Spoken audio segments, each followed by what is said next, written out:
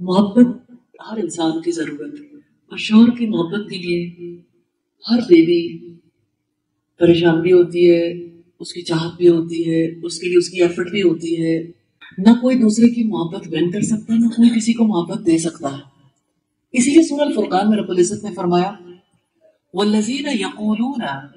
رحمان کے بندوں کے بارے میں کہ وہ کہتے ہیں ربنا هب لنا من ازواجنا، اے ہمارے رب ہمارے رشتہ ازدواج میں محبت پیدا کر دیجیے۔ وہ محبت اللہ دیتا ہے، رب دیتا ہے، یہ اللہ کے اختیار میں ہے۔ ہم بلیور ضرور ہیں، لیکن ہمارے کانسیپٹس میں، ہمارے پیچھے جو اللہ پاک پر ایک ہمارا ایمان ہے، یقین ہے، اس میں کہیں کانسیپٹ بلڈنگ میں پرابلم ہے۔ اسی وجہ سے دنیا میں ہم پھر جو کچھ لوگ کہتے ہیں اس پر بلیو کر کے ہم ایک مخصوص مائنڈ سیٹ کے ساتھ چلتے رہتے ہیں۔ تو اب دیکھیے کہ شکر اللہ تعالیٰ کا کہ محبت اس کے اختیار میں ہے۔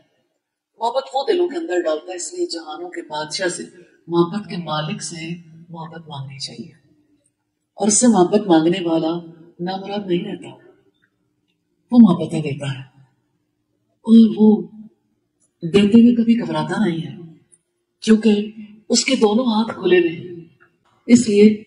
اس دعا کو اپنی روٹین میں شامل کر لیں، ربنا هب لنا من ازواجنا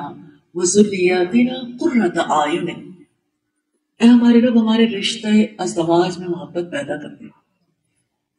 اور ہمارے بچوں کو بھی ہماری آنکھوں کی ٹھنڈک بنا دینا،